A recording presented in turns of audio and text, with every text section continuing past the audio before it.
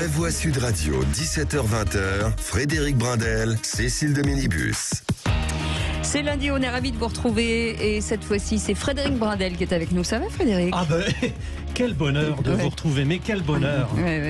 Allez, flattez-moi, j'adore ça. C'est vraiment gentil. J'en ai parlé à beaucoup d'amis qui me disent mais tu vas co-animer avec Cécile de Minibus, c'est pas vrai. C'est fou. Ce qui est fou, c'est que vous ayez des amis. C'est ça qui est fou. En plus. Ça, c'est la bonne nouvelle de la semaine. Il n'osait pas le croire ou il plaignait? Non, il vous plaignait, dit-il, ou il n'osait pas le croire? En fin d'émission. Il hésite. Il hésite. Il voyait en moi d'une certaine manière une espèce de réussite à pouvoir être à vos côtés. Non, mais ça allait très très loin. C'était vraiment. Il est jésuite. Vous savez parler aux femmes, vous. En tout cas, on est ravis de vous retrouver. Cette émission est la vôtre. 0826 300 300. Vous allez avoir la possibilité de partager et de commenter l'actualité avec nous, de donner votre point de vue, surtout, puisqu'il y a marqué Parlons vrai. Et bien justement, vous donne cette possibilité. Allez au sommaire de cette émission. Faut-il redécouper les grandes régions? Emmanuel Macron reçoit aujourd'hui des associations d'élus territoriaux pour son projet de redécoupage des régions avec des présidents de régions opposés à tout changement de limites administratives, cher Frédéric. Les présidents de région disent non pour l'instant. Ils l'ont fait savoir par la voix de Carole Delga, présidente de Région de France. Parmi les arguments, changer, c'est une dépense d'énergie et d'argent. Effectivement, c'est peut-être pas la bonne période pour ce genre de mission, mais depuis 2015, date de leur mise en place, les présidents ont lancé des dossiers et pour eux, avant de parler redécoupage, faisons le bilan. Oui. On pose des questions. Qu'en pensez-vous de ces 13 grandes régions? Certains découpages semblent incohérents. Nantes est-il vraiment en Bretagne? On posera la question. Les Hautes-Pyrénées devraient être avec les Pyrénées-Atlantiques, non? Et ben voilà, pour l'instant, à cette question, faut-il redécouper des grandes régions? Vous dites oui à 65%. Donc on vous donne la parole, 0826 300 300. Et faut-il supprimer l'article 49.3 de la Constitution? C'est une grande autre question. C'est notre coup de projecteur à 18h30. En pleine réforme des retraites, le député écologiste Jérémy Yardanov a déposé ce dimanche dernier une proposition de loi visant à supprimer cet article de la Constitution. De l'aveu d'Olivier Véran, son porte-parole, le gouvernement réfute l'idée d'utiliser le 49.3 jeudi prochain pour faire valider la fameuse réforme des retraites. Mais l'opposition demeure sceptique, d'où cette pression, vous l'avez compris, mise par l'opposition écologiste. Supprimer le 49.3 de la Constitution vous semble-t-il inévitable pour les débats démocratiques ou au contraire, est-ce l'assurance d'éviter un blocage du programme pour lequel le président a été élu? Et bien pour l'instant, vous dites un grand oui à 83% sur ceux qui votent sur notre compte Twitter. On vous souhaite la bienvenue. C'est les vraies voix. Les vraies voix Sud Radio. Et nos vraies voix sont là. Philippe Bilger, toujours la présidente de l'Institut de la Parole. Et on est content de le retrouver moi aussi. Chaque jour. Ça va, mon Philippe? Très bien. Vous avez lu ce week-end? J'ai fait beaucoup de sport en chambre, Irlande, match magnifique de l'équipe de France. Ah oui, on est déçus là. J'ai fêté l'anniversaire d'une adorable petite fille de 4 ans. Ça a été divin. Et ce matin, ma chère Cécile, je vous dis tout, pour la première fois de ma vie, j'ai failli arriver en retard réellement à une émission. Mon réveil n'a pas sonné. Vous savez ce qu'on dit, Philippe? Homme en retard, liaison dans le tiroir. Vous savez qu'on dit ça quand même. D'où le sport en chambre. D'où le sport en chambre ce week-end. Oui, voilà. Très efficace. Et donc vous êtes arrivé à l'air bon. Vous savez tout. Voilà, écoutez, c'est un bon bilan en tout cas. Madi Saïdi est avec nous. Ça va, Madi? Très bien. Consultante en communication, entre autres, elle fait plein de choses. Et votre livre, je le rappelle, votre livre qui est française venue d'ailleurs, publié chez Stock. On a pas mal d'auteurs autour de cette table. Ce week-end fut bon. Très bon, sport, à la salle de sport. Décidément, tout le monde fait du sport. À la salle de sport. Voilà, comme Cécile. Qu'est-ce que j'ai fait d'autre? J'ai reçu un prix. J'ai reçu un prix justement par rapport à mon livre. Félicitations. Ah bon? Eh oui, absolument. Ils organisaient la première édition de la journée de la femme, des droits de la femme de la diaspora. Et donc, la diaspora africaine m'a décerné un prix. Génial. Et c'est le prix de quoi? C'est le prix de la femme. De la femme. De la femme, de la diaspora. Voilà, alors il y avait plusieurs catégories. Moi, dans la catégorie. Je dis bravo. Bravo. Et c'est un prix honnête. Ah oui, absolument. Ah non, c'est pas un de ces jurys redondés. Oh non, moi je ne sous-dois pas. Tout de suite mauvaise langue. En tout cas, on aurait voté pour vous. C'est mauvaise langue. Et la troisième voix du jour, c'est Tom Conan qui est avec nous, essayiste et auteur de Pollution, publié chez Albin Michel. Il n'y a pas de prix ce week-end, non? Il n'y a pas de prix. Et surtout, il n'y a pas de sport chez lui. Si, j'ai fait toujours toujours un peu de sport en chambre également. Mais j'ai surtout. Philippe Bilger. C'est pas le même que le mien. Je ne sais pas. Tel que je vous connais, mon cher. Mais j'ai surtout réglé ou essayé de régler des problèmes amoureux d'un ami. C'est toujours les plus compliqués. Je pense que je vais devenir un peu consultant en amour aussi. On est très doué pour les problèmes des autres. Vous avez remarqué ? Ouais, c'est ça, exactement. Tom, moi j'ai un conseil à vous donner. Ne vous en mêlez pas parce que ça revient toujours sur ceux qui essayent d'aider les autres. Ouais, à un moment vrai. donné, c'est toujours compliqué. C'est pas faux, ouais. Je dis ça bien. C'est-à-dire que si avec Frédéric on s'engueule, n'intervenez pas. D'accord. Mais moi je vous ai aidé dans vos problèmes, Cécile. Je comprends pas. J'ai pas de problème. Il n'y a aucun problème. On vous laissera vous battre comme des chiffonniers. Moi je n'ai pas de problème. Moi, c'est moi qui choisis, monsieur. Enfin, si c'était le cas, ce serait bien. Allez, tout de suite, on vous souhaite la bienvenue. Tout de suite, le réquisitoire du procureur. Ah, on a Roland qui est avec nous. Bien sûr, Roland qui est avec nous. Roland. Oui, bonjour Cécile. Vous étiez là, tout mignon, tout discret. Et oui. Et Roland, bienvenue sur Sud Radio. Vous faites quoi dans la vie, Roland ? Merci. Alors, je travaille dans le transport. Ah, très bien. Oui. Vous allez être avec nous. Vous habitez, en tout cas, en Seine-et-Marne. Quelle ville ? Oui. Le Châtelet-en-Brie, c'est pas très connu. Oui, c'est joli le Châtelet-en-Brie. C'est plus vers le sud, ça. C'est plus vers le sud. Oui, c'est très proche de Fontainebleau, de la forêt de Fontainebleau. Oh là là, vous faites des petites balades à vélo. Oui, complètement, exactement pour ça. C'est tout à fait, des choses qu'on n'a pas, enfin des loisirs dont on ne peut pas tout à fait profiter de la même manière quand on habite à Paris. Ça, c'est sûr, c'est sûr. Mais vous avez vu, j'ai une espèce de don de voyance. Je vois ce que vous faites. Le contact avec la nature. Ouais, exactement. Et vous connaissez la chanson du jour ? Non ?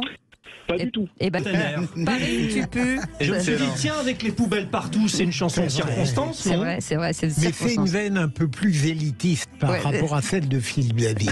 Immédiatement, mon Dieu, je me démarque, cher maître. Philippe David, que l'on embrasse, bien entendu. Et si vous voulez revenir dans 3 semaines, n'hésitez pas, Philippe. Non, on plaisante. On est ravis, bien entendu. Allez, tout de suite, le réquisitoire du procureur. Les vraies voix Sud Radio, le réquisitoire du procureur, Philippe Bilger. Et vous voulez requérir, mon cher Philippe, contre ceux qui disent que Emmanuel Macron est responsable de ce qu'il est. Oui, parce que depuis toujours, évidemment, je comprends, et moi le premier, d'une certaine manière, qu'on puisse contester Emmanuel Macron sur le plan politique. D'autant plus que ces derniers mois n'ont pas été brillants, me semble-t-il, de la part du président. En revanche, je suis toujours un peu gêné lorsque on est...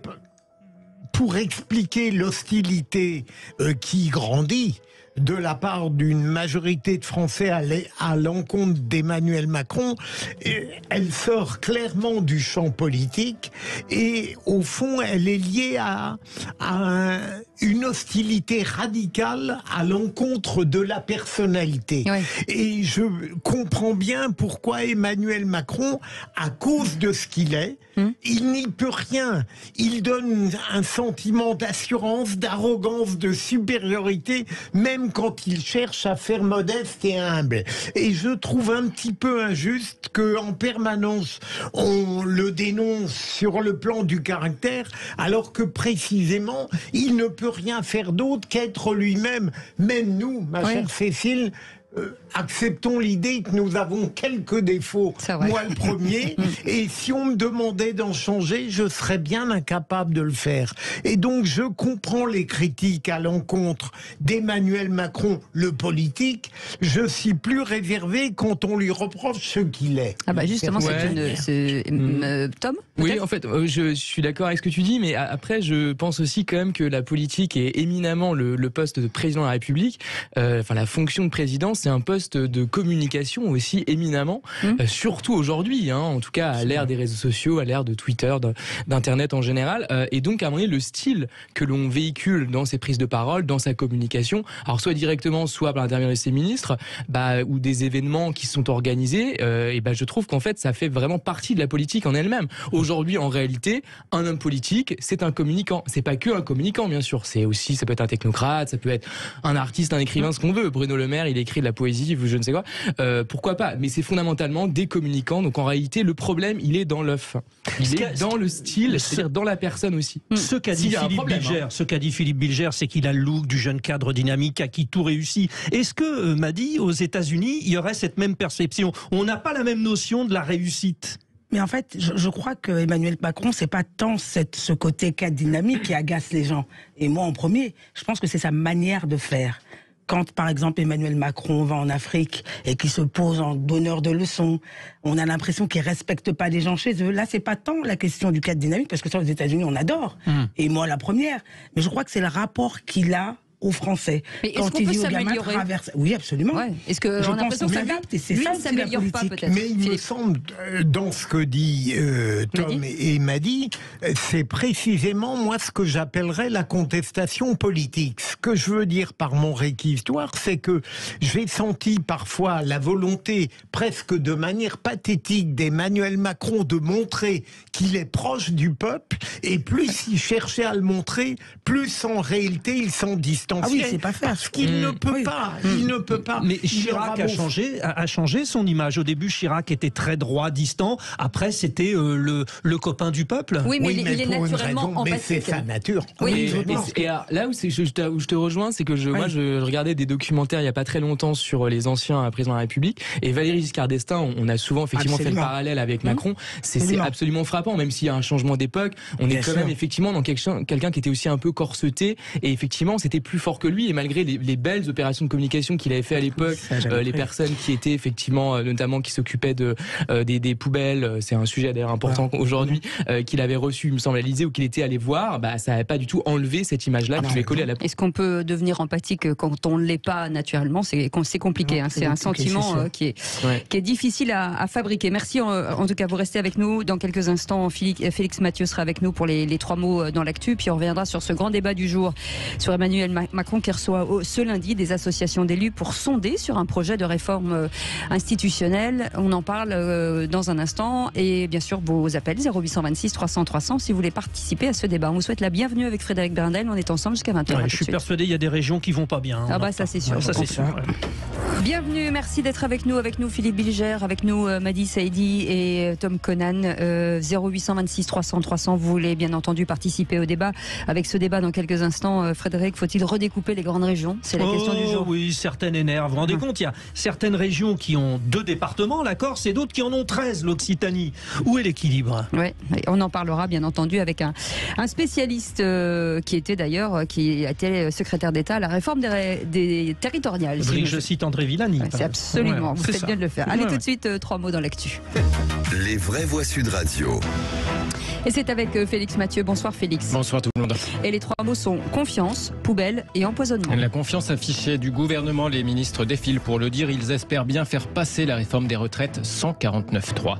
Les poubelles qui s'accumulent dans certains arrondissements de la capitale pour cause de grève justement contre cette réforme. Et puis des chiens empoisonnés alors qu'ils allaient participer au championnat de France de canicross. Stupeur et colère à Vauvert dans le Gard.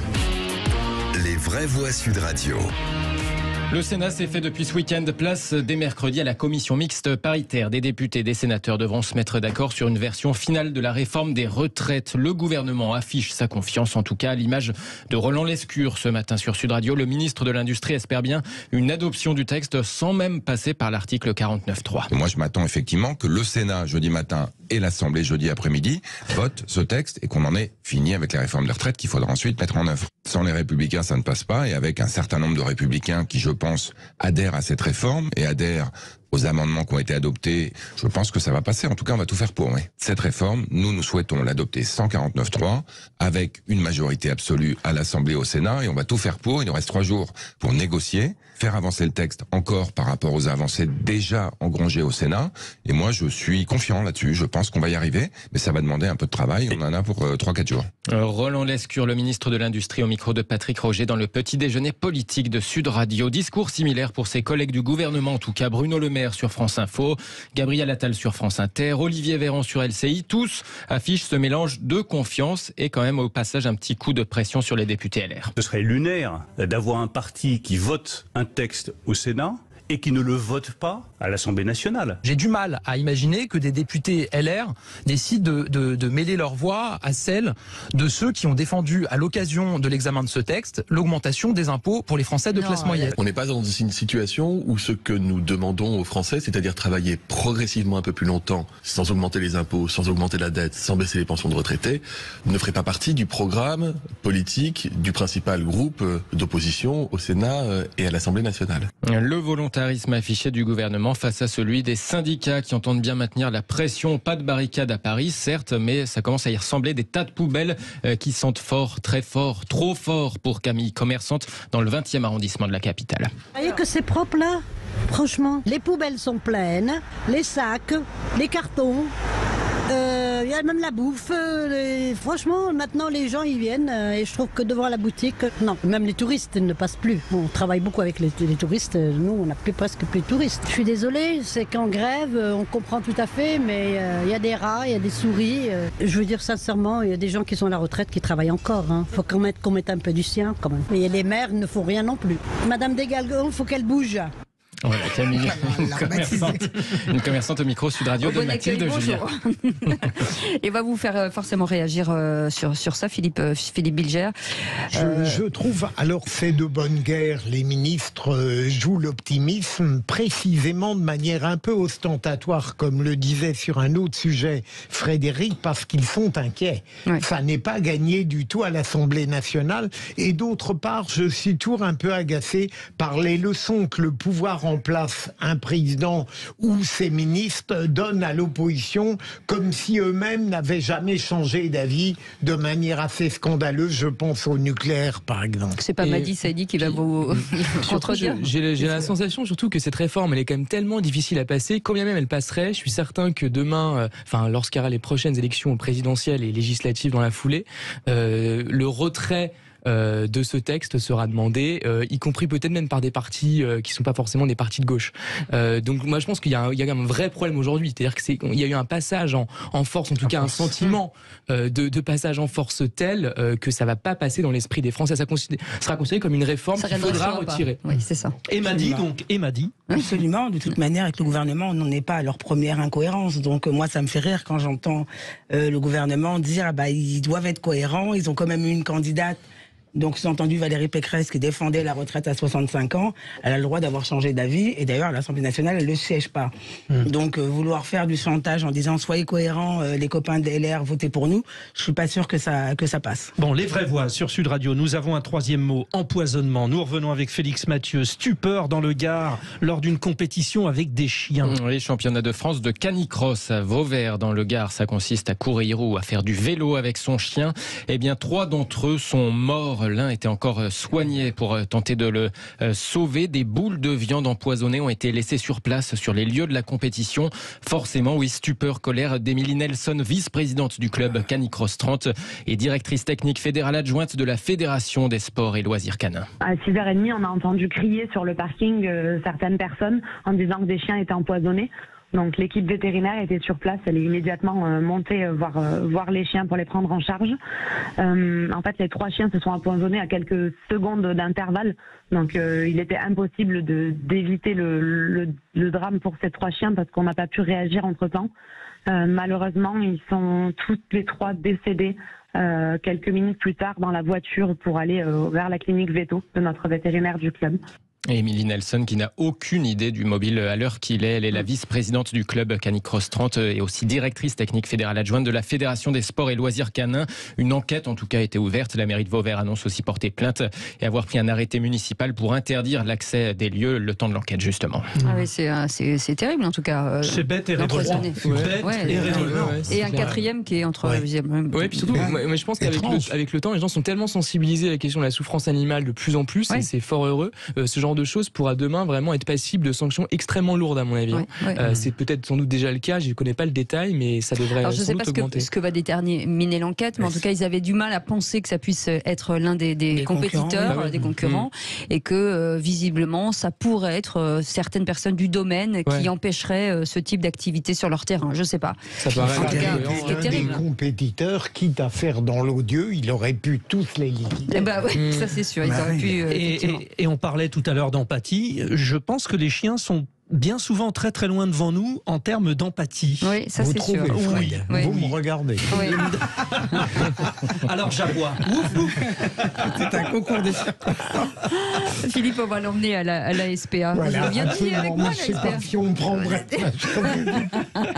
Je suis pas sûre. Allez, vous restez avec nous.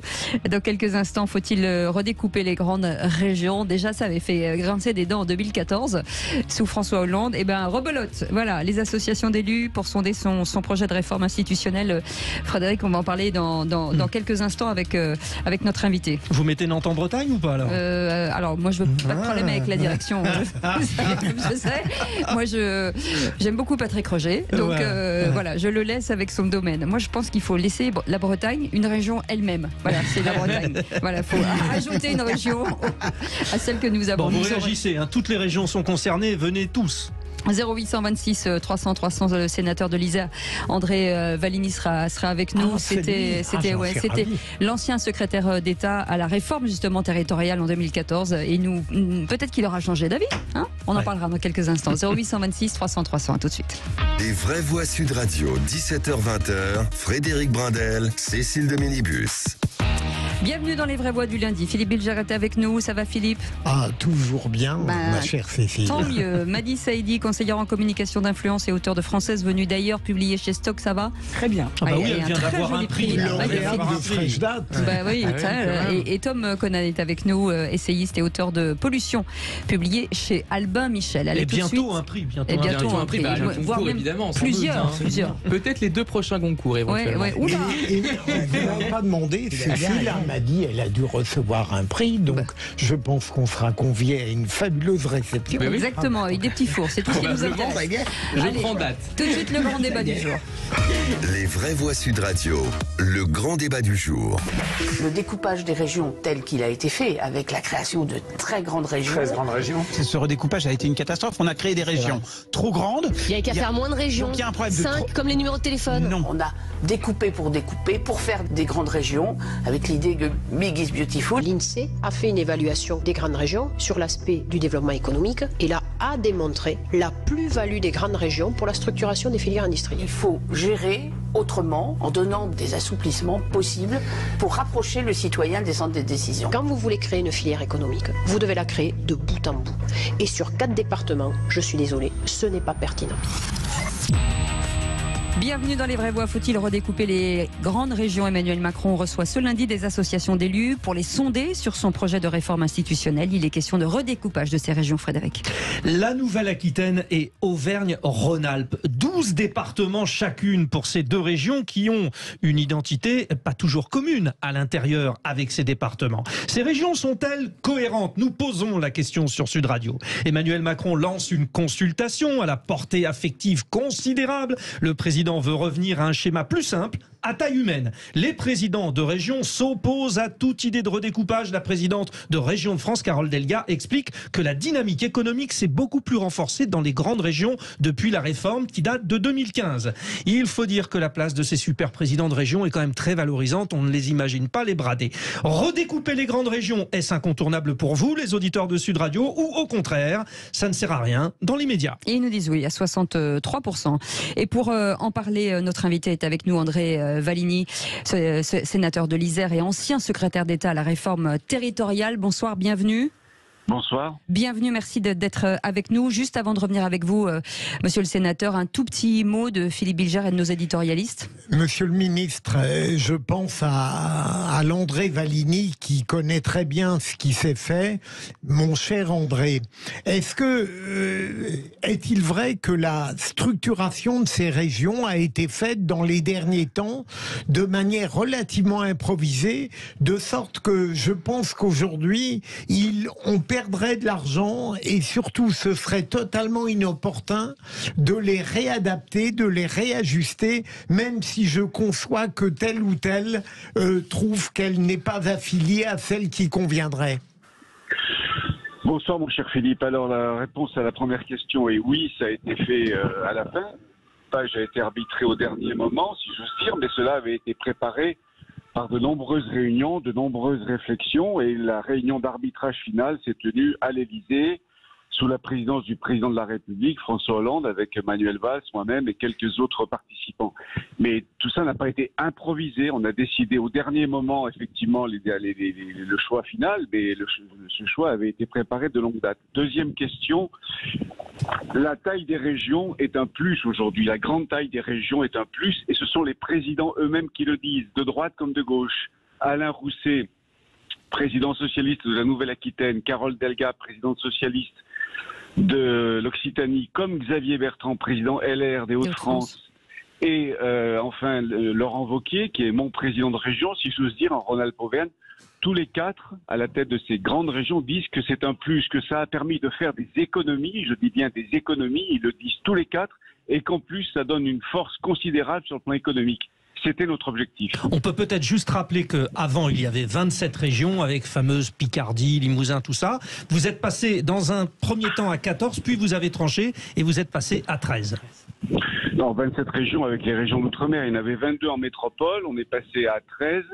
Je rappelle aussi que ces régions, ces 15 régions, initialement, avaient été proposées, préconisé par le rapport du comité Balladur auquel j'appartenais, avec Pierre Mauroy, avec Dominique Perben, Gérard Longuet, présidé par Édouard Balladur, et en 2010, nous avions préconisé 15 régions. Donc ça n'est pas sorti d'un chapeau comme ça au dernier moment, c'est une réflexion de longue date, et puis j'entends parler toujours d'identité, mais ça ne veut rien dire l'identité régionale. C'est pas sûr. Mais enfin, les identités, elles remontent au Moyen-Âge, à la Renaissance, au siècle des Lumières, à la Révolution française. C'est une sédimentation d'identités plurielles, au pluriel, qui se sont constitués au fil de l'histoire de France. Il y a le Berry, la Margeride, les Cévennes, l'Aubrac, le Dauphiné. Moi, je me sens dauphinois, je ne me suis jamais senti rhône-alpin. Rhône-Alpes était une création totalement artificielle. Auvergne-Rhône-Alpes est tout aussi artificielle, mais ça a du sens sur le plan économique. Tom Conan. Et justement, alors moi, sur la question que je me pose, c'est effectivement la question des ensembles, la redéfinition des ensembles. Ça me semble cohérent, effectivement, quand il y a une logique économique derrière.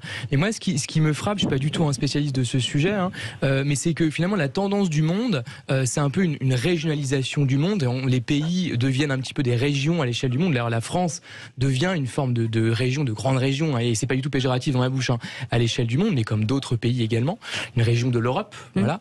Et donc finalement, le fait d'avoir d'autres distinctions à l'intérieur de ces grandes régions européennes, encore une fois, il n'y a rien de péjoratif dans ma bouche, est-ce que c'est pas un peu contradictoire avec la logique des métropoles? Parce que moi, ce qui me semble fort, ce qui me semble pertinent, par exemple, si on pense au tourisme, si on pense au développement économique en général, on pense beaucoup en termes de métropole. On pense à Paris, on pense à Bordeaux, on pense à Lyon, on pense à Marseille, on pense éventuellement, je sais pas, à Nantes, etc.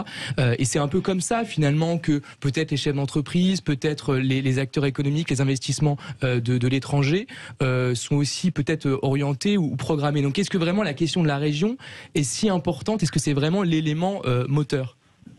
Il faut les deux. Il faut de grandes métropoles puissantes avec beaucoup de compétences. C'est ce qu'on a fait aussi dans la réforme territoriale, parce qu'on n'a pas fait qu'agrandir les régions. On leur a donné beaucoup plus de compétences. On a créé les métropoles. On a agrandi les communautés de communes et on leur a donné beaucoup plus de compétences. Tout ça était un ensemble qui visait à donner plus de force à nos collectivités locales. Et effectivement, dans la compétition européenne et même mondiale qui existe aujourd'hui sur le plan économique, il faut avoir de grandes métropoles et de grandes régions puissantes. Est-ce que ça n'a pas déclassé certaines villes, par exemple? Non, je ne pense pas. Effectivement, on peut penser aux anciennes capitales régionales qui ont mal vécu et qui vivent toujours mal. C'est à ça que vous pensez, Madame de Mélibus, je pense. Les anciennes capitales régionales qui ne sont plus aujourd'hui capitales régionales. C'est vrai que pour elles, c'est un peu difficile. Il y a Clermont-Ferrand, il y a Limoges, par exemple, des villes comme ça. Ouais. Oui, bien sûr. Mais bon, des mesures ont été prises par l'État pour que des services y demeurent. Les services de l'État, ils sont toujours. Et puis, des présidents de région, de nouvelles grandes régions, ont fait en sorte que leurs nouvelles grandes régions aient des antennes, notamment dans les anciennes capitales régionales, comme dans toutes les capitales départementales, il y a des antennes de la région. Oui, Madi Saïdi. Oui, alors moi, la question que je me pose, c'était de savoir, est-ce que cette réforme, en 2016, lorsqu'elle a été faite, est-ce que c'était pas une réforme purement politique, avec une volonté de donner davantage de pouvoir à certains politiques sur certains territoires, en mettant de côté la question de l'identité? Et d'ailleurs, aujourd'hui, pardonnez-moi, sénateur, d'ailleurs, aujourd'hui, je me demande si l'objet de faire une nouvelle réforme, c'est pas justement de reprendre le pouvoir aux personnes auxquelles on l'avait donné? Mais non, parce que les personnes auxquelles on donne le pouvoir, elles changent. À chaque élection, les choses sont remises en cause et les présidents de région sont pas là pour l'éternité, heureusement, premièrement.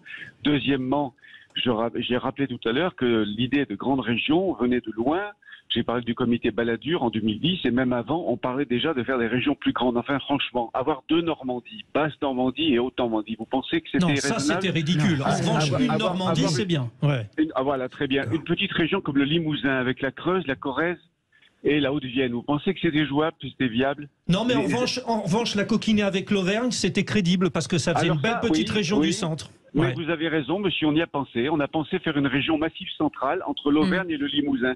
Sauf que Hollande lui-même nous disait, marier 2 régions pauvres, ça ne fait pas une région riche. Et je pense que les gens de l'Auvergne, notamment de Clermont-Ferrand, mais pas seulement, sont plus heureux d'avoir été mariés avec Rhône-Alpes qu'avec le Limousin. Est-ce que vous êtes aujourd'hui comme ces patrons de région qui disent que c'est absurde? C'est-à-dire que maintenant que ça a été fait... Évidemment, oui. Évidemment, on ne va pas revenir en arrière, faire un nouveau découpage. Donnons un peu de temps aux réformes de s'installer, faisons un peu de... Arrêtons le court-termisme, ça fait même pas 10 ans que ces régions existent. Il faut laisser le temps aux choses de s'installer, aux gens de s'approprier ces régions. C'était ridicule de vouloir les redécouper maintenant. Personne ne le demande d'ailleurs, personne. Oui. Oh, peut-être certains usagers qui se disent tiens, j'habite en bas de Biarritz et puis je dois aller jusqu'à Bordeaux pour... Alors justement, voilà, j'attendais l'argument. Est-ce que vous allez souvent au siège de la région? Qui va au siège de la région? Personne. Aujourd'hui, avec les visioconférences, les fonctionnaires eux-mêmes travaillent le plus souvent depuis leur bureau ou dans des salles de réunion en visioconférence. C'est vrai que le Covid a changé beaucoup de choses. Mais bien sûr, mais quand j'entends qu'en Rhône-Alpes-Auvergne, il faut une journée pour faire Aurillac, Annemasse et retour. Mais quels sont les gens d'Aurillac qui vont tous les jours à Annemasse et inversement? Justement, on a un appel au 0836 0826 Restez avec nous, sénateur. 0826 300 300. Roland est avec nous. Roland, vous vouliez réagir? Oui, merci Cécile, merci Frédéric. Bonjour monsieur le sénateur, bonjour Audrey-Voix. Bonjour. Alors, pour moi, en ce qui concerne le redécoupage des régions, je pense que M. Macron est surtout un brasseur d'air en plein mouvement sociaux contre la réforme des retraites. Il passe sur un nouveau sujet déjà controversé a priori, qui va probablement, je pense que lui mise sur ça, qui va probablement mobiliser l'opinion et détourner en quelque sorte le président de ses obligations vis-à-vis du peuple au sujet des retraites. Et en fait, il agit comme si la réforme était déjà actée en ce qui concerne les retraites. C'est-à-dire qu'il est déjà passé à un autre sujet. Voilà, oui, tout à fait. Vous restez avec nous, Roland, 0826 300 300. Frédéric est avec nous d'Arcachon. Bonsoir Frédéric, bienvenue. Bonsoir, merci beaucoup de me prendre à l'antenne. La Nouvelle-Aquitaine. Oui, la Nouvelle-Aquitaine. Elle n'est pas petite, cette région. Alors là je suis encore, je dirais, dans le secteur, dans la vraie Aquitaine. Non, moi écoutez, j'appréhende beaucoup parce que ces régions, c'est quelque chose de terrible au niveau effectif des collectivités locales, des fonctionnaires. C'est un millefeuille très copieux au niveau des effectifs régionaux. Alors vous savez, moi j'ai encore peur parce que la réforme de Hollande, bon, ça a été quand même les régions étaient majoritairement socialistes, donc on a fait quand même plaisir à beaucoup d'amis quand on voit que Nantes est restée à part, n'est pas été intégrée à la Bretagne. Enfin, tout ça a été assez comique, si on peut dire. Mais moi je dis touchons à rien parce qu'on va encore rentrer dans des dépenses de fonctionnement, on va encore multiplier les régions et les sous-régions. Alors surtout ne touchons à rien parce que elles nous coûtent déjà très cher et je pense franchement que laissons l'État et c'est tout. Ouais. Alors, sénateur, une réaction peut-être. Oui, monsieur d'Arcachon a raison. Laissons la réforme s'installer. Faisons un point dans 5 ou 10 ans peut-être, mais on ne va pas redécouper les régions qui, en plus, je le répète, donnent satisfaction dans l'ensemble à peu près tout le monde. Et les présidents de région eux-mêmes, de droite comme de gauche, disent que c'est très bien comme ça, qu'ils ont plus de force, de puissance, de compétences, de rayonnement économique. On ne va pas casser ce qui fonctionne. Bon, Cécile, vous savez ce qu'on va faire autour de la table? On va demander aux vraies voix s'il y a un cas particulier de ces grandes régions qui leur semblent bizarres. Il y a par exemple le Grand Est, franchement, celui qui habite Sedan aller à Strasbourg en Alsace, Alsace-Lorraine, d'accord, mais la Meuse et tout, enfin après Sedan, etc. Bon, vous, des exemples, Philippe Bilger. Vous permettez de traiter un autre sujet? Ah ben évidemment. J'aimerais, Cécile, André, vous êtes un analyse brillant de la vie politique, et est-ce qu'au fond cette volonté de réforme de la structuration des grandes régions n'est pas le signe d'un vice français, c'est-à-dire ne pas faire les réformes nécessaires et s'attaquer à des réformes parfaitement inutiles? Ça a pu arriver, oui, effectivement. Je pense que celle-ci serait totalement inutile. Il faut continuer, en revanche, à décentraliser. Je pense qu'il y a des compétences comme la santé ou le service public de l'emploi ou le logement qui sont des compétences qu'on pourrait tout à fait transférer aux régions. Je crois qu'il faut continuer à leur donner des compétences, des moyens d'action supplémentaires. Vous savez, malgré leur taille plus importante, malgré l'agrandissement géographique auquel on a procédé, les régions françaises restent des naines économiquement sur le plan financier par rapport aux régions allemandes, aux régions italiennes, aux régions espagnoles. Donc il faut avoir plus de moyens, plus de compétences. Pour rebondir sur ce que disait Frédéric Brindel, est-ce que par exemple le Grand Est, quand Jean Rotner, l'ancien président, disait qu'il parfois il mettait 6 heures pour aller d'un bout à l'autre, où c'est aussi un souci.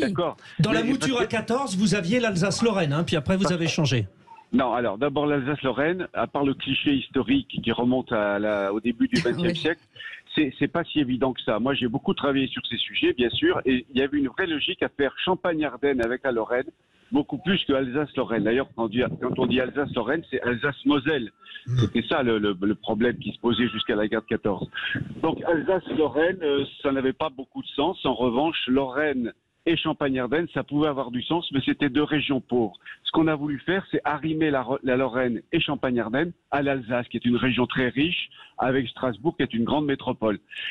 Et Jean Rotner, lui, bien sûr, il était président de région, donc il avait à se déplacer. C'était son rôle de se déplacer d'un bout à l'autre de la région. Mais je le répète, les habitants d'une région ne passent pas leur temps à sillonner la région d'un bout à l'autre.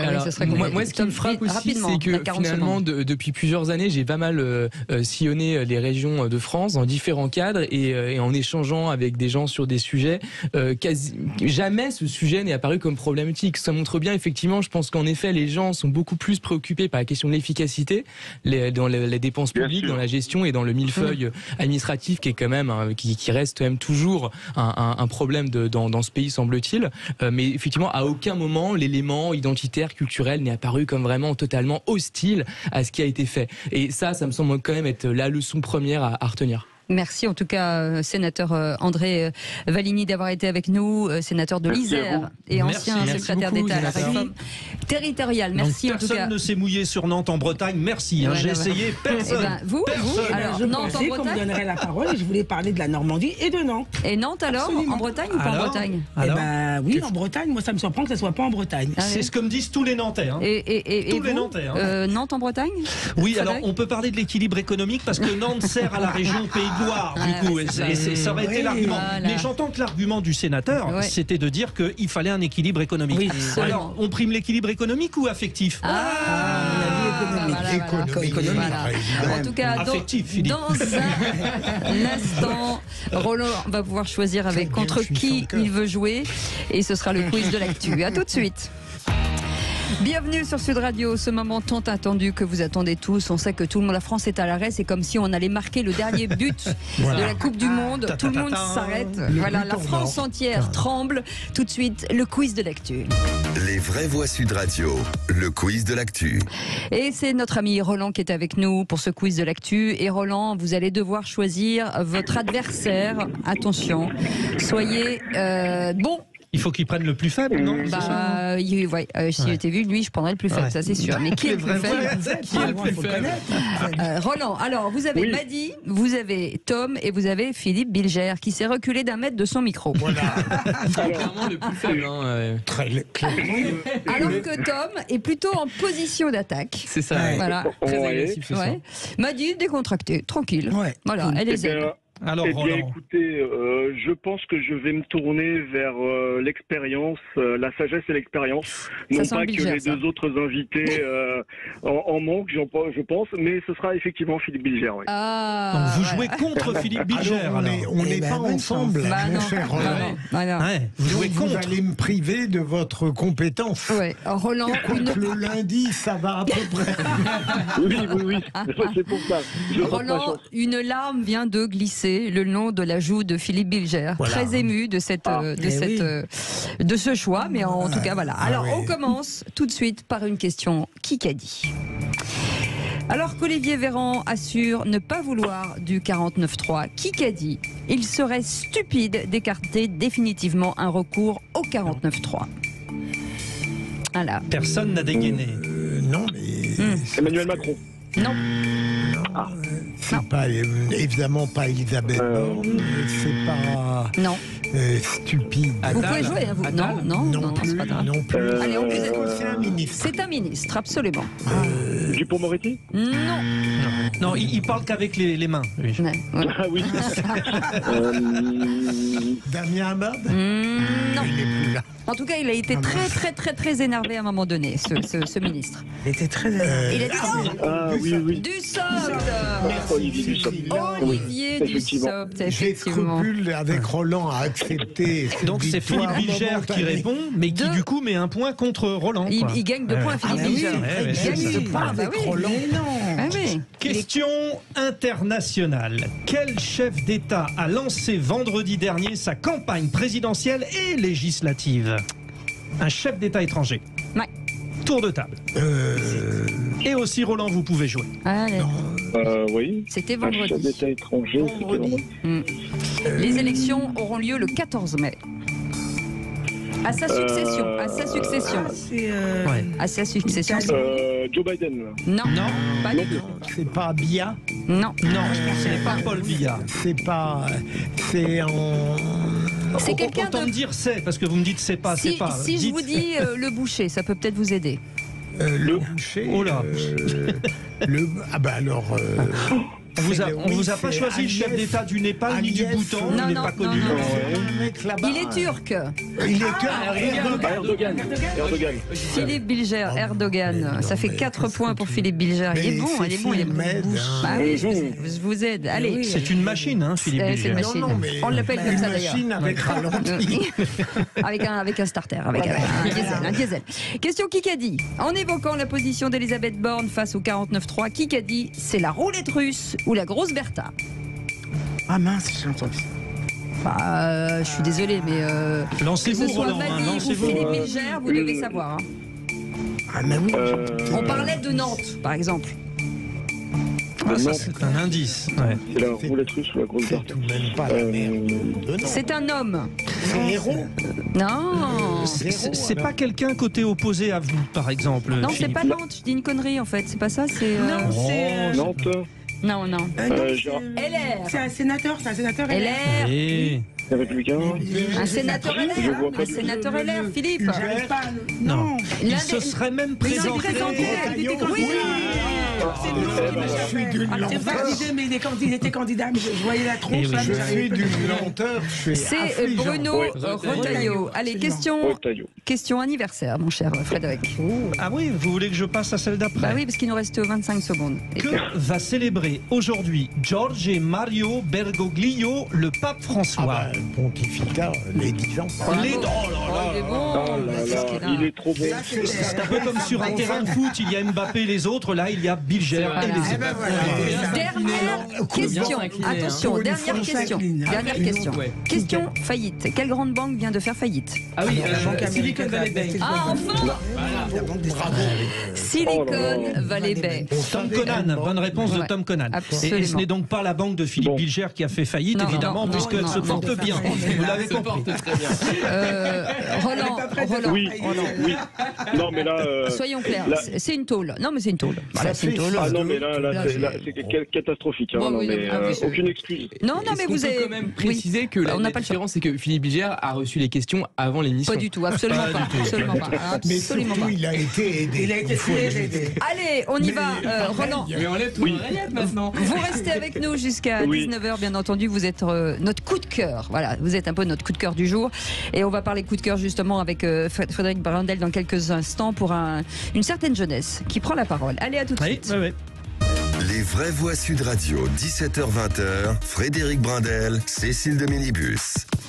Merci en tout cas votre fidélité tous les jours. Vous pouvez nous appeler 0826 300 300 ou alors cliquer sur la chaîne. Vous vous êtes abonné, j'espère, à la chaîne YouTube de Sud Radio. Ça vous permet de voir Philippe Bilger en vrai. Quelle chance. Mais oui, ça vous avec Madi Saïdi en vrai aussi, avec Tom Conan en vrai aussi. Elle a son chapeau, Madi. Elle a son chapeau, ouais. Ça va nous faire le coup du chapeau d'ailleurs. Vous allez voir, c'est un truc de dingue. Et dans un instant, Mathieu sera avec nous pour ça fait du clic sur les réseaux sociaux. En attendant, c'est le coup de cœur de Frédéric Brandel. Les vraies voix Sud Radio. Et ce coup de cœur, mon cher Frédéric, pour une certaine jeunesse qui prend la parole. L'histoire a démontré que le parler vrai contribue à faire progresser une société. Merci Sud Radio. Le parler jeune aussi apporte sa pierre à l'édifice. Mai 68, SOS Racisme, les révoltes étudiantes, symbole d'une jeunesse citoyenne. Mon coup de cœur pour le Cohn-Bendit de notre époque. Bolloré, il a un procès avec 150 personnes au Cameroun au sujet de la déforestation dans l'huile de palme. Qu'est-ce que tu viens foutre ici alors? Mais j'ai aucun problème. Parce que Bolloré t'a donné de l'argent parce que t'étais chroniqueur ici. Et j'ai aucun problème à le dire. T'as aucun problème à travailler pour nous. Attends Cyril, attends. Est-ce que tu es en train de me dire que j'ai pas le droit de dire publiquement que Bolloré, il a un procès avec 150 Camerounais parce qu'il a déforesté, et t'es en train de dire que j'ai pas le droit de dire pour une chaîne? Louis Boyard, 22 ans, est venu invectiver un patron de chaîne très puissant dans une émission vedette et face à son animateur fétiche Cyril Hanouna, qui aujourd'hui est capable de se lancer dans une telle aventure. Toujours plus déconcertant, le député joue les déclencheurs de révolte version réseaux sociaux. Et parce que cette réforme nous concerne nous aussi les jeunes, on s'attend à ce que tous les lycées et toutes les universités soient bloqués contre la réforme des retraites. C'est pourquoi on lance le hashtag Blocus Challenge. Postez vos plus belles photos de blocus de lycée et d'université. Parmi ces photos, on en tirera une au sort et l'équipe de bloqueurs sera invitée à visiter l'Assemblée nationale avec nous.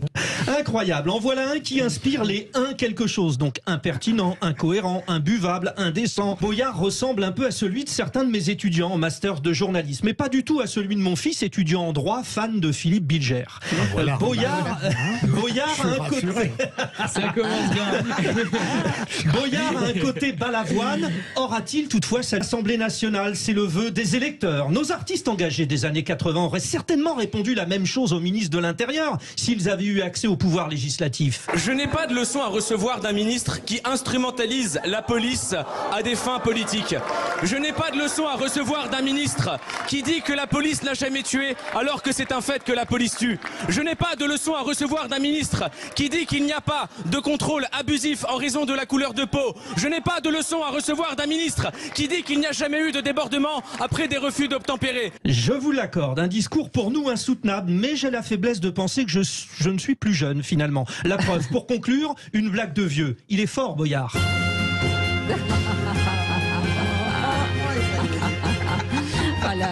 La chute. Est-ce que c'est la jeunesse d'aujourd'hui, Philippe? Est-ce que cette nouvelle jeunesse, c'est la jeunesse, cette nouvelle jeunesse à l'Assemblée nationale? Est-ce que c'est un billet très fin et très complexe qui m'a fait passer de l'exaspération au contentement.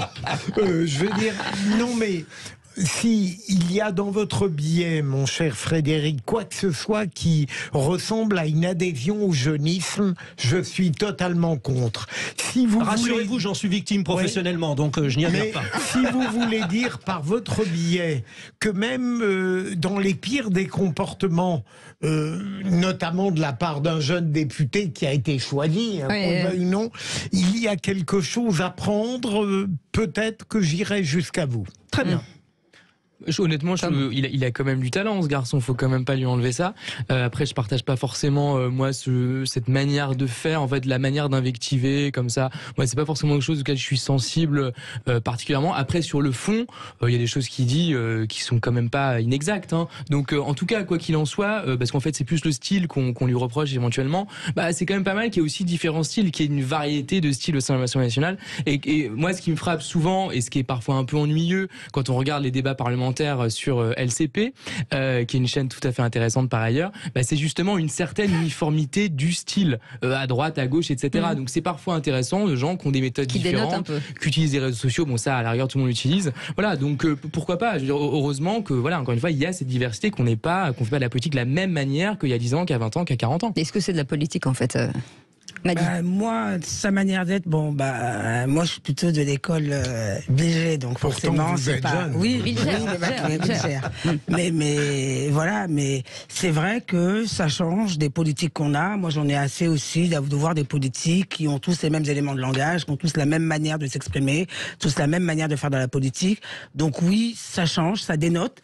Peut-être que ça envoie aussi un message à la jeunesse de se dire que finalement, si ce jeune homme a pu être député, peut-être que moi je le serais, parce que finalement il a un parcours un petit peu atypique. Mais est-ce que ça bouscule ce qu'il dit Philippe Bilger?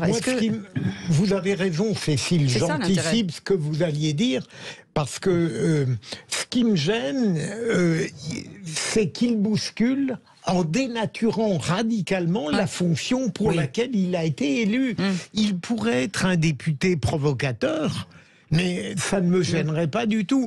Mais c'est un militant qui vient par miracle à l'Assemblée nationale et dont aucune des pratiques ni des attitudes n'apporte quoi que ce soit à la démographie. Il y a un autre exemple, par exemple Ruffin, qui vient pas de la politique et qui a beaucoup de talent. Pareil, il a un style très original avec ses vidéos YouTube dans sa cuisine, etc.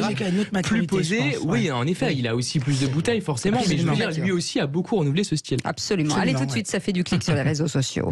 Les vraies voix Sud Radio, ça fait du clic sur les réseaux sociaux. Et au Brésil, des cyclistes ont choisi de manifester dans une étrange tenue pour sensibiliser au risque du vélo.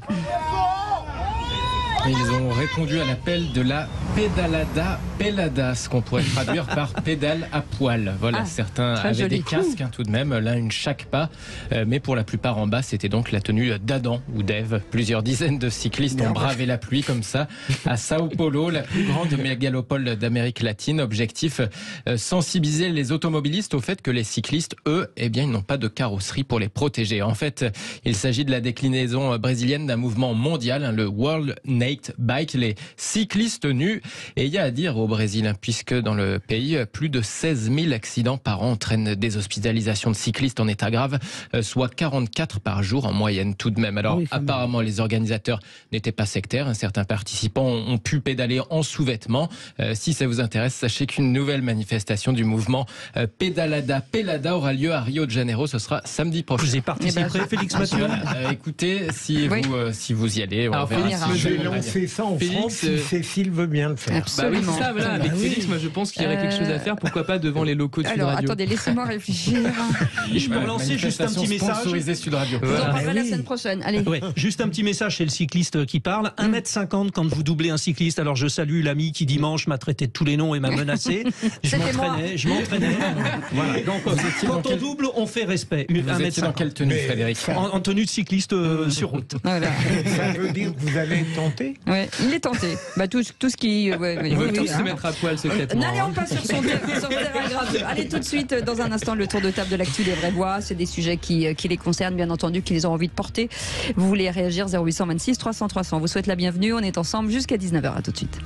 Les vraies voix Sud Radio, 17h-20h. Frédéric Brindel, Cécile de Minibus. On est ensemble avec les vraies voix. Tom Conan est avec nous. Ils n'arrêtent pas de discuter. Mais c'est un vrai sujet. C'est rigolo parce que voilà ce qu'on était en train de se dire. Puisque vous allez le dire, Cécile, il ne faut pas le dire aux auditeurs de Sud Radio. Je leur dis tout, moi, aux auditeurs de Sud Radio. Bien sûr, on va leur dire. On était avec Félix Mathieu qui nous explique que certains manifestants, en tout cas, désirent parler du cyclisme et se sont mis nus pour montrer qu'il n'y a pas de carrosserie et que c'est un vrai problème. Et on se posait la question. Vos mots sur le sujet. Non, On voit bien que c'est touchy. Non, j'essaye d'être clair. Et on se demandait si un débat serait le même avec des gens nus autour d'une table. Voilà. Et on s'imagine que non. C'est la raison pour laquelle nous décidons de le faire maintenant. Branchez-vous tout de suite sur la chaîne YouTube. Nous y allons. Attention, juste 5 minutes et ensuite on remet nos fringues. Ça va durer 2 secondes. Mais je ferai radicalement diffident, ma chère. Non, mais dites pas ça, Philippe. Vous ne savez pas. Vous savez pas comment on est en dessous. Ça se trouve, on est horrible. Hein, oui, mais non, mais vous pouvez le faire. Je ne vous en voudrais pas du tout. Je comprends pas. Vous ne vouliez pas. En tout cas, on en était où là? Je crois que c'est un tour de table maintenant, mais habillé. C'est habillé. Ah oui, c'est possible. C'est moins drôle. Allez, tour de table de l'actu des vraies voix, habillé. Encore ces stupides actualités. Ça dépend de la masse d'informations. Quand il a rien à dire, il dit rien. Il n'a pas été élevé chez les porcs, excusez-nous. Le tour de table de l'actualité. Et on démarre avec Philippe Bilger. C'est votre lecture du jour, un grand livre d'Alice Fernet, 2 innocents. Absolument. Alice Fernet est une romancière que j'aime beaucoup et qui, par exemple, a écrit un chef-d'œuvre, de mon point de vue, il y a quelques années, La conversation amoureuse. C'est vraiment remarquable, la psychologie amoureuse, et elle décrit ça. Et 2 innocents, c'est plus subtil d'une certaine manière. Elle évoque les risques par une sorte d'histoire mimétique avec Gabriel Russier, même si ça n'est pas directement le même sujet. C'est une femme qui est passionnée par l'enseignement dans une classe à l'égard de très jeunes handicapés qu'elle cherche à éveiller, à stimuler. Il l'aime énormément et en réalité, il y en a un en particulier qui a besoin de l'enlacer en permanence. Et alors très naturellement, comme elle n'a aucune mauvaise pensée, elle le fait et ça l'aide énormément, il progresse, mais on devine, la mère commence à protester, ça n'est pas votre rôle, la directrice estime qu'elle a une conception de l'enseignement totalement délétère et tout ça se termine de manière étrange. Mais je vous recommande le livre parce qu'elle a une manière de parler de la quotidienneté, des risques et des grandeurs de l'éducation de ces jeunes handicapés qui est tout à fait remarquable. Donc 2 innocents d'Alice Fernet. Et je confirme, effectivement, c'est une très très belle auteure. En effet, chez Actes Sud, il me semble. Alors vous dites auteur, on dit autrice, tout est possible. Auteur avec un E. Mais sans H. Auteur avec sans H. Si Tom est conservateur, je peux l'être encore plus à ce compte-là. On aurait pu dire auteuse aussi. Non, mais ce qui est important de dire, donc, par rapport à ce que vous dites, c'est la difficulté parfois pour les profs de la proximité peut-être avec leurs élèves, même si les choses leur permettent d'évoluer, qui peut parfois mal passer. On en a trop, on n'en a pas. C'est difficile, la mesure est compliquée. Ce sont des sensibilités très particulières que celles de ces jeunes handicapés. Elle les décrit très bien. Un rien les blesse. Et un élan, une affection peut les entraîner dans des vertiges. Bien sûr. Et là, c'est vrai, on parle des enfants, on ne parle pas des ados, parce que Brigitte Macron, par exemple, avait un élève avec qui elle avait eu un lien, mais il était déjà un peu grand. Je ne vois pas de qui vous voulez parler. Président de la Les cours de théâtre ont commencé à 15 ans. Voilà. C'est ça. Tom, justement, les influenceurs doivent-ils être soumis aux mêmes règles que les médias? Ça, c'est une vraie question. Donc Booba, le rappeur Booba a déclenché pas mal de polémiques récemment, vous le savez sans doute, et il y en a une qui est effectivement sa critique, parce qu'il y a eu effectivement derrière une agence d'influenceurs qui est assez controversée actuellement, et donc dans ce sillage-là, il a développé un débat plus large, je veux dire pas plus intéressant, mais plus large sur effectivement le rôle des influenceurs dans la société d'aujourd'hui. Effectivement, aujourd'hui, on est beaucoup abreuvé de contenus qui sont sponsorisés, mis en avant de différentes manières par des personnes qui sont des influenceurs parfois professionnels et qui touchent parfois des sommes assez substantielles pour mettre en avant ces produits. Et il y a déjà eu des soucis outre-Atlantique notamment. Il me semble, je crois notamment que Kim Kardashian avait mis en avant un produit en rapport avec la crypto, je crois, sans suffisamment informer les personnes des risques qu'il pourrait y avoir. Et il y avait eu des sur sanctions, la chirurgie esthétique notamment, chirurgie esthétique. Voilà, et donc il y a beaucoup de sujets. Et donc en réalité, le vrai débat de fond, c'est est-ce que les influenceurs doivent être traités comme des médias ? Et c'est ça en fait le vrai truc. Moi je pense en effet depuis longtemps que ça devrait être le cas, parce que déjà les réseaux sociaux, en anglais on dit social media, c'est les médias sociaux. Il faut déjà comprendre effectivement le rôle que ça a, et surtout quand vous avez aujourd'hui des influenceurs avec des centaines de milliers, des millions d'abonnés, vous avez une audience qui est bien supérieure à celle des grands magazines, à celle de télévision, etc. Et le mot le dit, hein, influence. Hein. Exactement. Et donc effectivement derrière parfois c'est toujours un peu délicat. Alors il y a des systèmes maintenant sur les plateformes qui vous autorisent et même qui vous obligent théoriquement à mentionner que vous êtes sponsor, etc. Mais c'est quand même en pratique assez libre. Hein. Vous pouvez quand même toujours dire oui, mais voilà, on met en avant, c'est pas vraiment de publicité, et on sait pas vraiment derrière quelle est la monétisation. Sauf que derrière, ce sont les produits, les services de consommation courante, potentiellement, qui sont en tout cas disponibles sur le marché. Et donc derrière, il n'y a pas forcément les mises en garde qu'une entreprise ordinaire qui vend les produits directement pourrait faire. Et donc Bruno Le Maire a en fait pris au vol la mise en garde de Booba justement dans le cadre de cette polémique-là. Il a dit oui, il a raison, il faudrait prévoir une réglementation spécifique, on va le faire. Donc c'est quand même une vraie révolution en France là-dessus. Hein. Alors le tour de table se poursuit. Madi Saïdi, vous passez un coup de gueule, on en a parlé un petit peu avec la chanson de Grottener, tout ça, insalubrité de la ville de Paris. Oui, alors moi mon coup de gueule aujourd'hui c'est l'insalubrité de la ville de Paris. Déjà que Paris n'était pas très propre. Mais alors là, c'est dégueulasse. Il y a des poubelles de partout. Il y a plus de 5600 tonnes d'ordures dans la rue à Paris. Alors, certains essaient d'en faire un coup politique. Alors, on entend le gouvernement qui dit que c'est scandaleux. Hidalgo, elle devrait réquisitionner des employés pour faire le nécessaire. Il y a LR qui se réveille en disant, effectivement, moi, si j'étais élu, je ferais de la propriété un marché privé. Et chacun se relance la balle de part et d'autre. Et en l'occurrence, qu'est-ce qui souffre? C'est toujours les Parisiens. Ça, c'est un vrai problème. Et c'est aussi, pour moi, je trouve, le moyen de montrer que finalement, ces employés qui parfois nous dépassent comme des ombres, on voit leur utilité. Si les politiques qui ne servent pas à grand-chose en réalité se mettent en grève, honnêtement, on ne le voit pas. Ça, c'est pas mal. Tout le monde s'aperçoit et ça fait chier tout le monde. Voilà. La première ligne. Et donc c'est peut-être l'occasion justement de revaloriser ce métier. Absolument. Je les salue. Hein. En ce moment, c'est compliqué, mais en tout cas, on salue leur travail parce que franchement, c'est pas très agréable. Et c'est plutôt courageux de leur part. En tout cas, dans un instant, le coup de projecteur des vraies voix, faut-il supprimer l'article 49.3 de la Constitution? Voilà, oui, parce que un député écologiste, Jérémy Yordanov, a déposé hier une proposition de loi visant à le supprimer, cet article. Qu'en pensez-vous? Est-ce que vous êtes d'accord? Vous êtes en majorité d'accord sur notre compte Twitter? Venez nous en parler. 0826 300 300, on se retrouve dans un instant. À tout de suite. Les vraies voix Sud Radio, 17h-20h, Frédéric Brindel, Cécile de Minibus. On est ravis de vous retrouver avec Frédéric Brindel. Ça va, Frédéric? Moi, je passe un très très bon moment. Tant mieux. Heureusement, vous n'avez pas raté le début et vous aurez la fin aussi de cette émission. Ça, c'est bien. Vous parlez de moi parce que moi, j'étais là au début. Oui, c'est pour ça que je vous dis, vous n'avez pas raté le début. Voilà, et je serai là à la fin. C'est ça. C'est ce que je viens de dire. Ce qui n'a aucun intérêt, cette phrase que je viens de dire, mais elle a le mérite d'exister. Et les auditeurs de Sud Radio attendent qu'on soit précis comme ça. Absolument.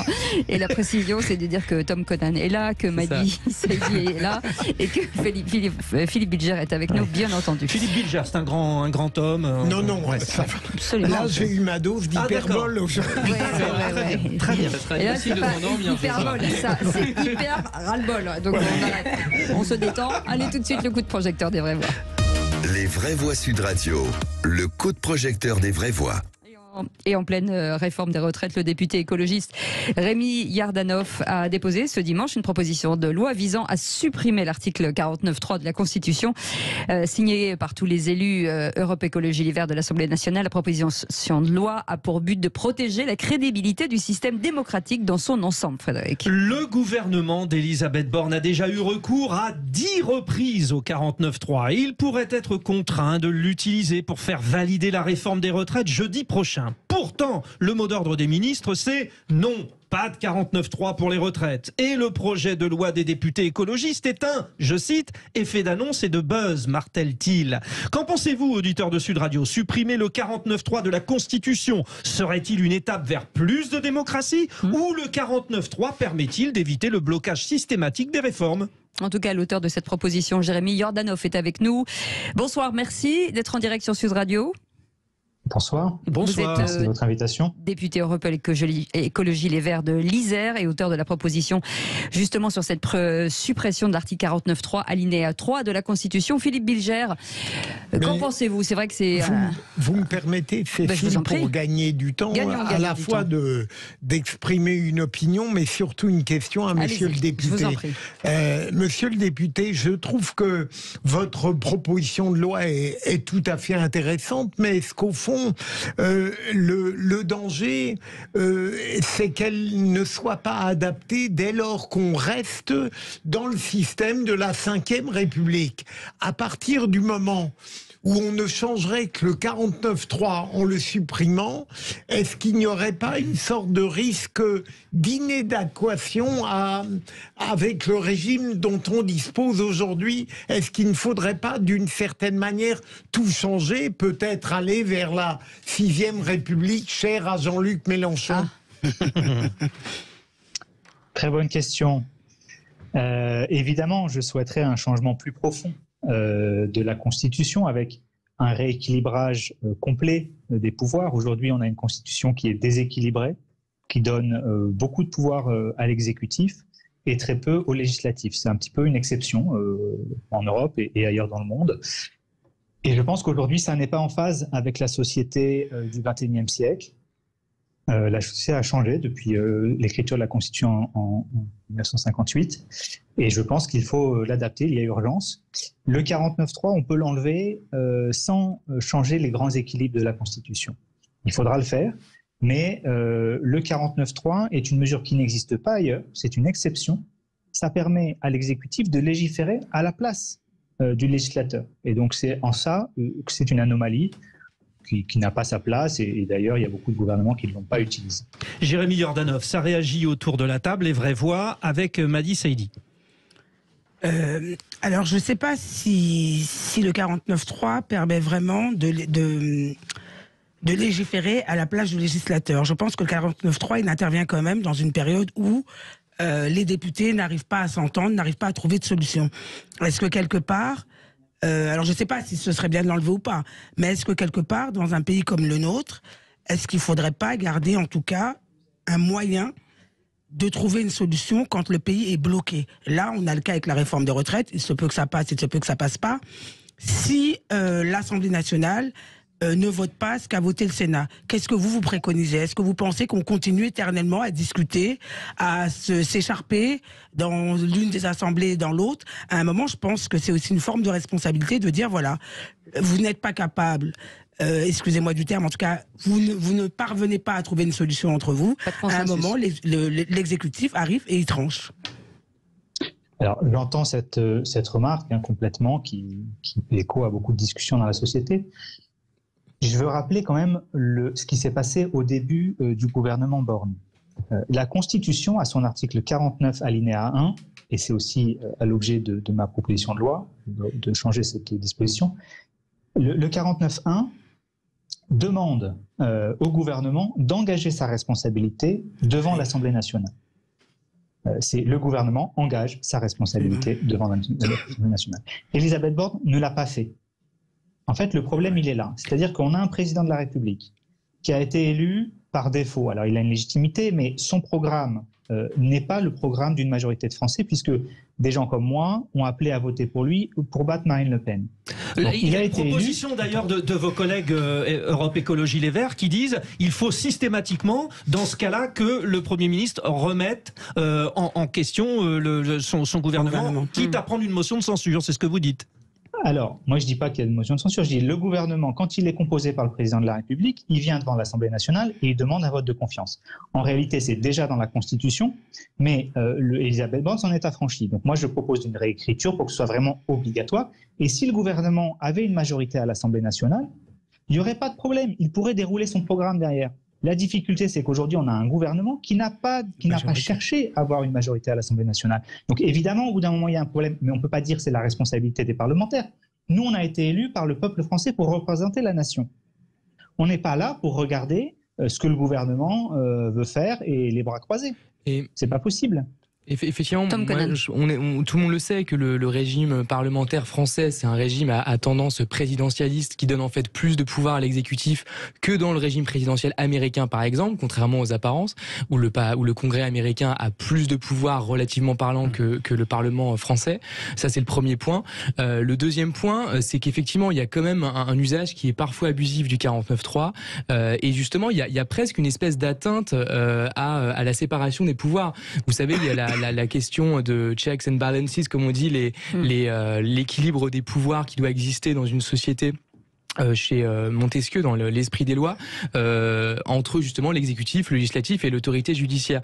Et je parle évidemment sous le contrôle de Philippe Bilger, mais le problème tout de même, effectivement, de ce recours trop systématique, met quand même effectivement à mal une partie des fonctions, enfin plutôt des attributions du Parlement, plus exactement. Et ensuite, en dernier point, je voudrais dire qu'il me semble que dans la Constitution, c'est d'ailleurs, je crois, évoqué actuellement sur le débat au sujet des retraites, il y a le mécanisme de la commission mixte paritaire qui permet aussi quand même de forcer, en tout cas d'encourager les deux chambres à trouver un accord. Et donc on va un peu trop vite, je pense maintenant effectivement sur le 49.3 pour pouvoir trancher.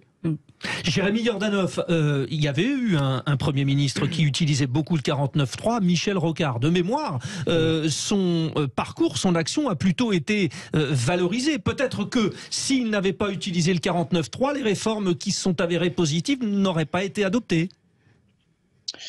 Je pense que le contexte politique est différent. Alors d'abord, je voudrais rebondir sur ce qui a été dit juste avant. La CMP, pour moi, c'est pas un problème en soi, dans la mesure où si le texte était débattu régulièrement à l'Assemblée nationale et régulièrement au Sénat, si les deux chambres ne sont pas d'accord, il faut trouver un point d'accord. Mais ce qui se passe, c'est que dans la CMP, s'il y a un désaccord qui subsiste, le dernier mot revient à l'Assemblée nationale. Alors souvent, on essaie de trouver un accord, mais des fois, il n'y en a pas. Et donc, la Constitution prévoit qu'il n'y ait pas d'accord et le texte est redébattu. Donc, en fait, on pourrait très bien s'imaginer que mercredi, il n'y a pas d'accord à la CMP et qu'on rediscute le texte à l'Assemblée nationale. Voilà, ça c'est une possibilité. Sur la question du régime présidentialiste, effectivement, on est bien loin de Montesquieu parce que ce qui s'est passé avec le référendum de 1962 et l'élection du président de la République au suffrage universel, qui n'était pas au départ dans le texte de la Constitution, c'est qu'on a créé un trouble, une confusion parmi l'esprit de nos citoyens. Et finalement, la légitimité du pouvoir, on ne sait plus si c'est le président de la République ou si c'est l'Assemblée nationale. Et il y a cette ambiguïté qui est un petit peu compliquée, qui normalement doit être résolue parce que le gouvernement doit engager sa responsabilité devant l'Assemblée nationale, pardon. Il ne le fait pas. C'est un problème. Et j'ai oublié lancer sur un autre sujet après. Oui, sur Michel Rocard, mais vous vouliez peut-être ajouter, mais sinon Philippe Bilger a une question. Ouais. En fait, je voulais vous rejoindre, monsieur le député, le trouble est d'autant plus grand que le double rôle du président de la République et du Premier ministre a totalement été battu en brèche par la pratique politique, et on ne peut pas dire que le Premier ministre dirige véritablement l'action du gouvernement. C'est ce qu'on disait sur la monarchie présidentielle. Jérémy Yordanov. Je vous rejoins là-dessus parfaitement. Au fur et à mesure des quinquennats, des septennats et des quinquennats, on a vu que le Premier ministre, qui normalement dans la Constitution doit mener l'action du gouvernement, s'est effacé. Il est devenu un collaborateur du président de la République, et c'est le président de la République qui va lui-même imposer des petites réformes, faire des annonces, etc., à la place du Premier ministre. Il y a un double phénomène qui s'est enclenché de plus en plus, et avec Emmanuel Macron c'est flagrant, c'est que les conseillers ministériels aujourd'hui, ils travaillent à la fois pour le gouvernement et pour l'Élysée. Donc l'ensemble de la décision politique sur le premier quinquennat Macron s'est prise à l'Élysée. Ça, c'est parfaitement contraire à l'esprit de la Constitution de 58. Le chef de l'État doit être le garant des institutions, avoir un rôle d'arbitre, il doit laisser le gouvernement gouverner. Là où il est en fragilité aujourd'hui, c'est qu'il est en première ligne tout le temps, et le jour où il y a une contestation sociale, finalement, c'est lui qui est responsable. Et ça, c'est pas normal. Je pense que ça fragilise notre système démocratique, et il faut revenir à un gouvernement qui gouverne avec une majorité à l'Assemblée nationale et un président qui est en retrait, qui joue l'image de la France à l'international. Voilà. 0826 300 300, Roland est avec nous. Vous vouliez réagir, Roland? Oui. En fait, c'est un article de la Constitution qui me scandalise un petit peu, que je trouve moi personnellement très impopulaire, puisqu'il est utilisé pour passer en force des réformes dont le gouvernement sait que l'opinion n'y sera pas favorable. C'est un outil qui ne laisse aucune place au débat. Borne l'a par exemple utilisé 2 fois en 2 jours. C'est quand même assez conséquent. Je considère que l'exécutif actuellement, sous le gouvernement de Borne, l'utilise surtout pour servir ses propres intérêts. Pour moi, c'est caractéristique d'un gouvernement qui fait fi du peuple, tout simplement. C'est un outil antidémocratique qui démontre un certain déni de démocratie quand même. Et je considère qu'il devrait être supprimé et uniquement remplacé par quelque chose du style référendum d'initiative citoyenne ou ce serait l'issue, selon vous. Bougez pas, quittez pas. En réalité, pour rejoindre un peu ce que dit monsieur, même en supprimant le 49.3, il y a quand même toujours une solution qui est prévue par la Constitution en cas de régime d'assemblée, comme il y avait sous la 3e et la 4e République, et impossibilité de se décider sur un texte, c'est la dissolution de l'Assemblée nationale. Et donc effectivement, oui, non, mais bien sûr, mais justement, c'est en fait le problème, c'est que le risque effectivement qui est pris par la dissolution, comme l'avait fait Chirac dans les années 90, s'était retourné contre lui et il s'est retrouvé ensuite avec une majorité de la couleur opposée avec l'arrivée de Jospin au gouvernement. Enfin, on peut pas repartir tous les 15 jours dans les élections. 15 jours, mais en fait, au moins l'intérêt de la dissolution, c'est que c'est risqué, c'est une pratique très solennelle, très grave, avec des conséquences effectivement irréversibles. Et donc effectivement, ça oblige le président et l'exécutif en général à avoir une assez grande, une hauteur par rapport aux réformes qu'il met en avant et éventuellement aux stratégies un peu extrêmes qu'il met en place pour pouvoir y arriver. Bon, Jérémy Yordanov, je rappelle que vous êtes avec nous, vous êtes député Europe Écologie Les Verts de l'Isère, vous avez fait cette proposition de loi, supprimer le 49.3. Concrètement, quel est le calendrier? Dans quelle mesure vous pensez que ça puisse être discuté? Pour l'instant, ça n'a pas été retenu. Pour l'instant, ça n'a pas été retenu. Concrètement, vous espérez quoi en termes d'agenda? Alors, dans un premier temps, j'espère convaincre les députés, l'ensemble des députés, tous les députés républicains, pour leur dire « jouez votre rôle de parlementaire. Ne laissez pas le gouvernement légiférer à votre place ». Le 49.3, quelque part, pour les députés de la majorité, j'ai l'impression aujourd'hui que c'est une disposition de confort. C'est-à-dire qu'ils n'auront pas besoin d'afficher leur vote et de choisir si le gouvernement enclenche le 49.3. Et ça n'est pas normal. Chacun doit assumer ses positions, le débat doit avoir lieu à l'Assemblée nationale, et si on n'a pas ce débat démocratique, si on n'a pas cette confrontation d'idées à l'intérieur des institutions, qu'est-ce qui va se passer? Les manifestants qui sont en colère, qu'est-ce qu'ils vont faire? Ils n'ont pas été écoutés depuis le début. Les syndicats ont fait des manifestations remarquables qui se sont tenues sans violence. Enfin, il y a 1 500 000 personnes au bas mot qui manifestent, mais il y a tous les autres qui ne manifestent pas non plus. Ce qui ne veut pas dire qu'ils sont forcément d'accord. Ce qui ne veut pas dire non plus le contraire. Non, en effet. Vous avez raison. Mais il y a aussi des sondages qui montrent quand même qu'il n'y a pas une grande adhésion de la population à la réforme du gouvernement. D'ailleurs, s'il y avait une adhésion large de la population à la réforme du gouvernement, il n'y aurait pas cette menace de 49.3, il n'y aurait pas de débat, on ferait le vote à l'Assemblée nationale et ça passerait comme une lettre à la poste. En réalité, aujourd'hui, le gouvernement sent qu'il sera obligé de le mettre, le 49.3. Il est en train de dire dans les médias que non, ils n'ont pas envie, ils essaieraient de trouver une autre solution, de convaincre, etc. Mais enfin, s'ils disaient, moi je préférerais qu'ils disent on ne le mettra pas. Bon, donc dans un premier temps, votre objectif, on est d'accord, c'est de convaincre vos confrères, vos consoeurs à l'Assemblée. J'imagine que les insoumis, pour l'instant, sont convaincus. Ah non. Enfin, écoutez, j'étais en circonscription ce week-end. Je viens juste d'arriver à mon bureau à Paris. Je vais ouvrir les discussions. Les premiers échanges que j'ai eus sont plutôt favorables. Après, Boris Vallaud. Dans les 24-48 heures, vous aurez une première liste de noms. Pour l'instant, je ne peux pas vous en dire plus. Et par ailleurs, j'ai lancé aussi une pétition, Stop 49.3, pour dire, voilà, c'est pas uniquement une question de parlementaire. Je pense qu'aujourd'hui, ce débat-là doit avoir lieu dans la société. L'ensemble des Français doit pouvoir dire « Nous avons besoin d'un débat à l'Assemblée nationale. Ça suffit que le gouvernement décide tout seul. Ça suffit que le gouvernement n'écoute pas les corps intermédiaires. » Voilà. Je pense qu'aujourd'hui, on est à la limite du système de la Ve République. Et c'est ce que disait un petit peu Laurent Berger dans son interview hier. Il met en garde. sur une crispation autoritaire du pouvoir. Je pense que nos concitoyens ont besoin d'un débat démocratique et j'ai peur, moi, d'une issue qui soit un peu moins cool que jusqu'à maintenant. Merci beaucoup en tout cas Jérémy Yordanov d'avoir été avec nous. Député Europe Écologie Les Verts de l'Isère et auteur de cette proposition de loi sur la suppression de l'article 49.3 de la Constitution. Merci d'avoir été avec nous et bien entendu on vous reprendra, on suivra cette proposition. Vous restez avec nous, on reste ensemble jusqu'à 19h avec Philippe Bilger, avec Madi Saadi et avec Tom Conan. Et vos appels 0826 300 300. À tout de suite. Les vraies voix, c'est jamais fini, hein, Frédéric Brindel?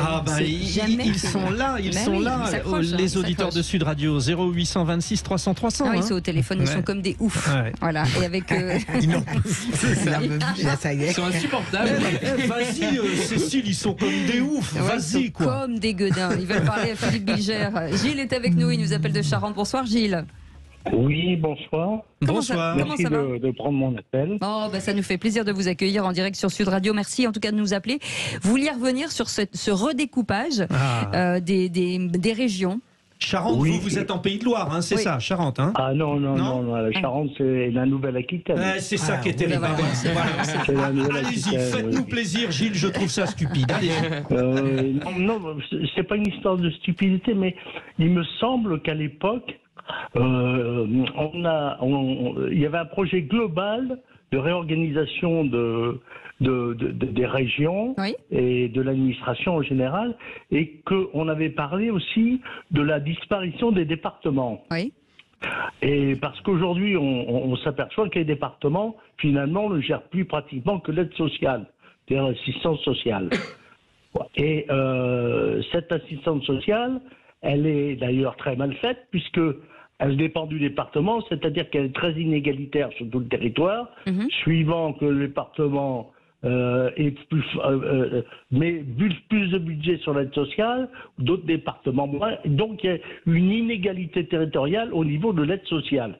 Alors moi, il me semblait qu'en faisant les grandes régions avec des compétences économiques, en supprimant les départements, par contre, en maintenant un service d'État, c'est une grande administration qui s'appelait à l'époque la DAS, et que M. le Président Sarkozy a supprimé d'ailleurs, en découpant le sanitaire à l'ARS et l'action sociale dans un bidule qui s'appelle je ne sais plus, la DDCFP, enfin c'est un truc. Oui, les acronymes sont très forts dans l'administration.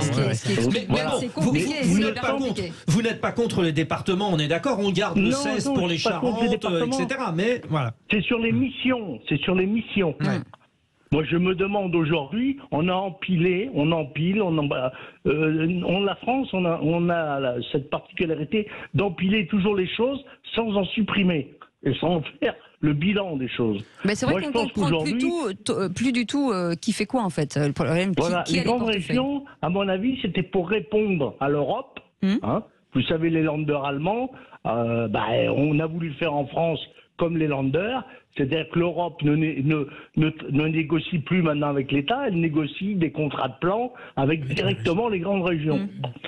C'était pas mal, dans la mesure où les grandes régions, effectivement, sont plus à même de créer des filières, des choses comme ça, au niveau local. Ça, c'était une bonne chose. Mais moi, il me semble qu'on aurait dû aller jusqu'au bout et on est resté au milieu du gué. On aurait dû modifier la carte, voire supprimer les départements, faire peut-être autre chose, mais quelque chose d'égalitaire, c'est-à-dire, pour moi, tout ce qui est social doit relever de l'État parce que ça doit être foncièrement égalitaire. Il y a l'administratif et il y a l'affectif. Tom Conan. Ce que je trouve frappant, c'est que en réalité, le problème, c'est que justement, l'espace européen, lui, est pas complètement intégré. Il y a eu le départ du Royaume-Uni, évidemment, ça a échappé à personne. Et donc, aujourd'hui, l'Europe est quand même très affaiblie dans son organisation et ses institutions, il me semble. Et donc, justement, cette espèce de souffle qu'il pouvait y avoir à un moment donné, aujourd'hui, il n'est plus là. Et en effet, la politique régionale, c'est aujourd'hui aujourd'hui le premier poste de dépense de l'Union européenne. Avant, ça a été la politique agricole commune pendant très longtemps. Mais donc, c'est un effort effectivement colossal pour réduire, vous savez, les inégalités entre les régions européennes. Ça a été fait beaucoup en Allemagne, entre l'ex-Allemagne de l'Est et l'ex-Allemagne de l'Ouest. Et effectivement, c'est le cas aussi pour la France. Mais donc, le problème, c'est ça. C'est un espace européen qui est pas complètement intégré, pas complètement fini. Et donc, j'ai l'impression qu'en effet, on hérite un petit peu de ça dans notre organisation bancale. Effet domino. Effectivement, bancal. Merci beaucoup, Gilles, pour votre témoignage. Oui, c'est moi qui vous remercie. Et continuez comme ça, très belle édition. Et vive les Charentes, vive Angoulême, et vive tout ça, la BD et tout ça. C'est quoi, c'est une ville tout ça? Merci Gilles de nous avoir appelés. Merci à tous nos auditeurs, bien entendu, d'avoir composé le 0826 300 300. On est très heureux de vous avoir eu. Merci Philippe Bilger. Merci Madi Saïdi. Merci beaucoup Tom Conan. Vous restez avec nous dans quelques instants avec Frédéric Brindel. On va vous parler citoyenneté avec le G500, de belles associations, l'association Laurette Fugain. Et puis un garçon que vous connaissez bien, c'est Philippe Spanghero. Team One, c'est une fondation qui aide les associations aujourd'hui. Famille de rugbyman, grande famille généreuse. On en parle dans quelques instants. Restez avec nous. On est ensemble jusqu'à 20h. À tout de suite.